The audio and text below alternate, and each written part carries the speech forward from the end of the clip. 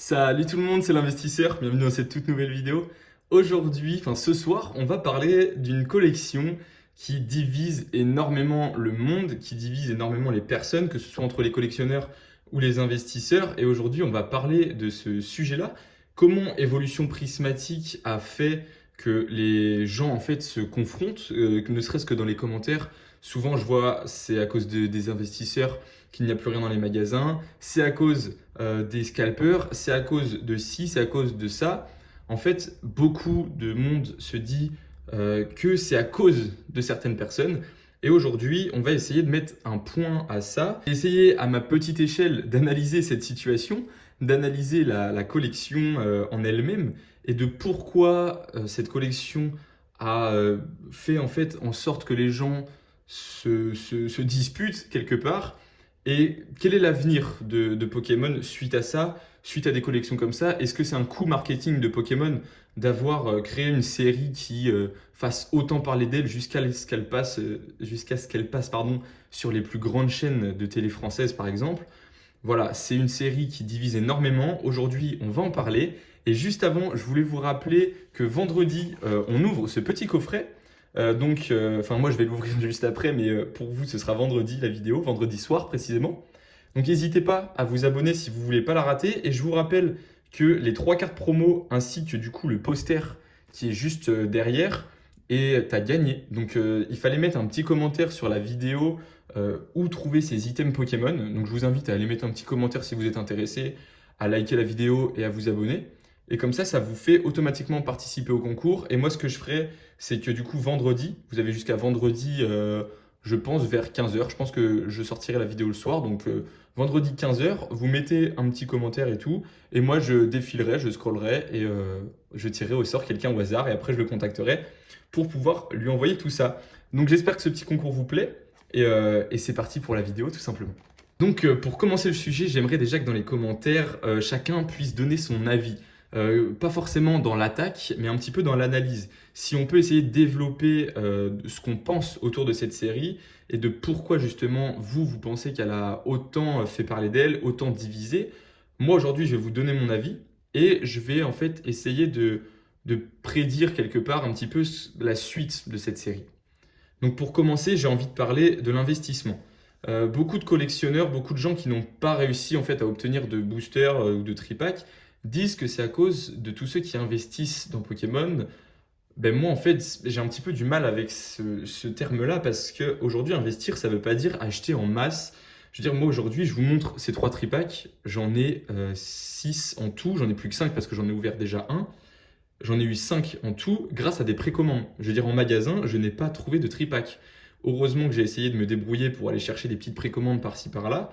En magasin, j'ai uniquement trouvé du coffret poster. J'en ai trouvé 2. Et j'ai eu un restock de coffrets classeurs dans une boutique à un moment donné. C'est pareil, j'en ai eu 2 à 2 boutiques différentes. Donc voilà, c'est pas des gros investissements quelque part. Les investisseurs, ça veut pas dire qu'on achète des milliers de coffrets. Donc ça va pas être à notre échelle, je pense, que les boutiques se vident. Aujourd'hui, quand on voit une collection comme ça sortir, que ce soit pour de l'ouverture ou pour de l'investissement, c'est intéressant. Forcément, il y a des gens qui la veulent. Et en fait, il faut se dire aussi que tous les collectionneurs la voulaient. Donc, énormément de personnes se sont jetées dessus. D'habitude, il y a des gens qui collectionnent à petite dose, qui achètent que les séries qui les intéressent. Ça, c'est normal. Et celle-là, elle intéressait tout le monde, que ce soit du petit au gros collectionneur. Donc, c'est pas étonnant que les stocks ont été vidés hyper rapidement. Il y a aussi le scalping qui rentre en jeu. Et là, les personnes sont un peu plus dures avec ces personnes-là. Je suis un petit peu d'accord. C'est-à-dire, je veux dire, des gens qui arrivent dans les magasins, qui voient qu'il y a d'autres mondes que ça intéresse en fait, et qui vident tout le rayon, forcément, c'est pas cool. C'est vraiment pas cool. Moi, j'ai jamais fait ce genre de choses en tant que je dis que j'investis dans Pokémon, c'est-à-dire que j'achète des items qui me plaisent et qui sont intéressants selon moi, et derrière, je les laisse dans ma petite vitrine et je les laisse prendre de la valeur au fil du temps jusqu'à ce que je dise bon bah, c'est le moment de les revendre, j'ai un petit peu besoin de ces sous pour pouvoir me faire plaisir soit dans de l'ouverture ou soit dans des petits plaisirs autres qui me permettent moi de m'épanouir. Et du coup Pokémon ça permet aussi ça à certains investisseurs et c'est ce qu'il faut comprendre. La collection aujourd'hui c'est le but principal de Pokémon, il n'y a pas de souci.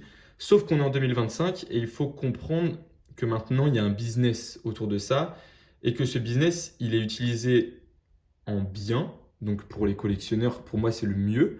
L'investissement, c'est l'intermédiaire. Je pense que une fois que les gens ont acheté leurs items, que ce soit pour de l'ouverture ou de la collection, en fait, un investisseur, c'est un peu pareil. S'il achète à petite dose pour de l'investissement, ben, c'est comme un collectionneur. Un collectionneur, quelque part, il investit s'il garde scellé sans faire forcément exprès. Je veux dire, il dira aux gens, oui, je collectionne du Pokémon.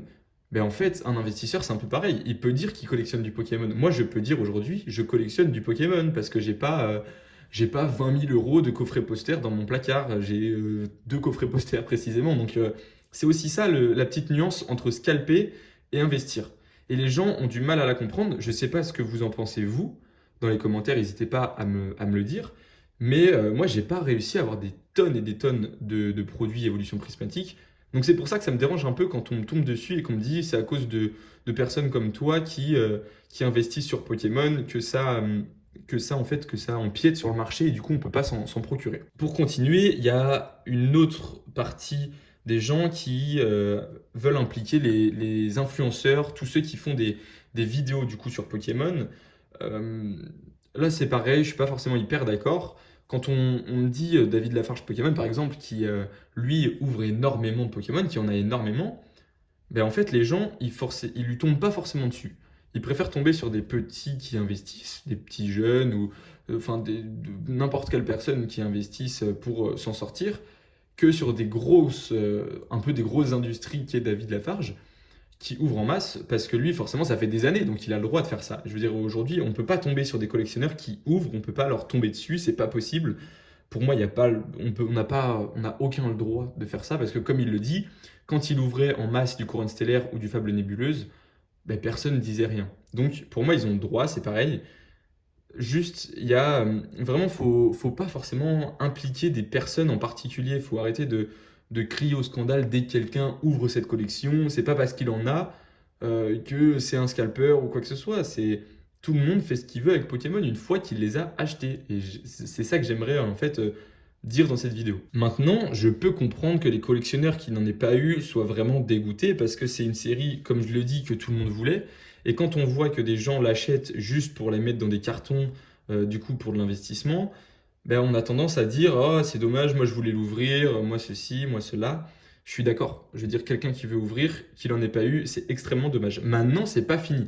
La série, si vous allez bien dans les magasins de temps en temps, il va y en avoir. Je veux dire, si vous faites le tour des magasins, si vous voulez vraiment ouvrir la série, il y en aura.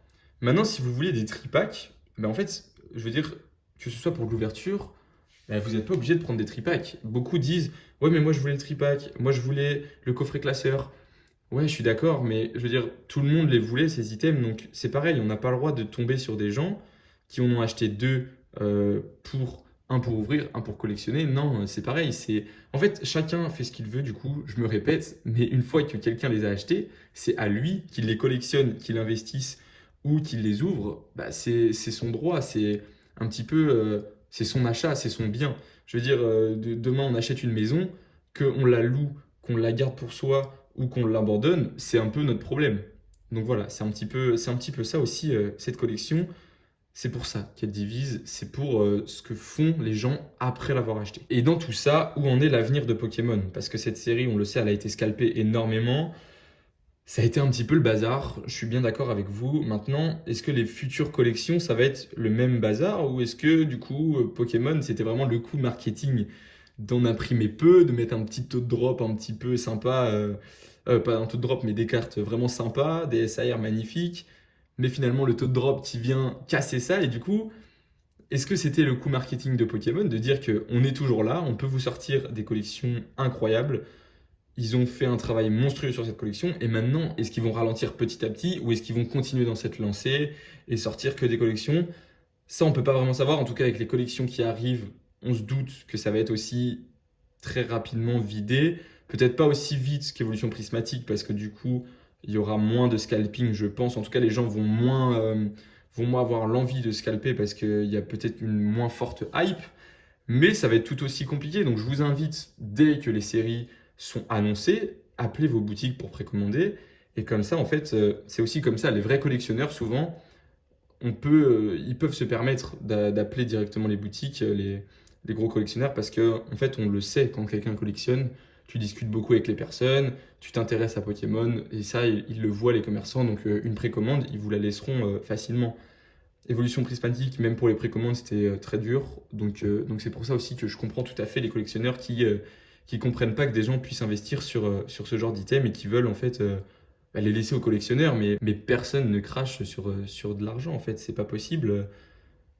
C'est normal que ces séries, quelque part, soient autant scalpées. Et quelque part, est-ce que c'est un peu de la faute de Pokémon d'en imprimer si peu et de créer une forme de bulle spéculative autour de cette série? Ouais, c'est un petit peu de leur faute. Je suis plus de cet avis-là. Maintenant, ne tomber sur personne, faut pas incriminer une personne avec des items de cette série. On ne sait pas combien elle en a, on ne sait pas si elle vend pour peut-être s'acheter quelque chose, pour s'acheter une maison, pour s'acheter une voiture, je ne sais pas. Aujourd'hui, on sait que les temps sont durs. Il faut pas, voilà. Si les gens veulent ouvrir du Scarlet et Violet, du Écarlate et Violet évolution prismatique, parce que j'étais en train de dire ça, eh ben ils peuvent en trouver. Il faut juste un petit peu chercher. C'est compliqué, je vous l'accorde, mais c'est pas impossible. Donc voilà.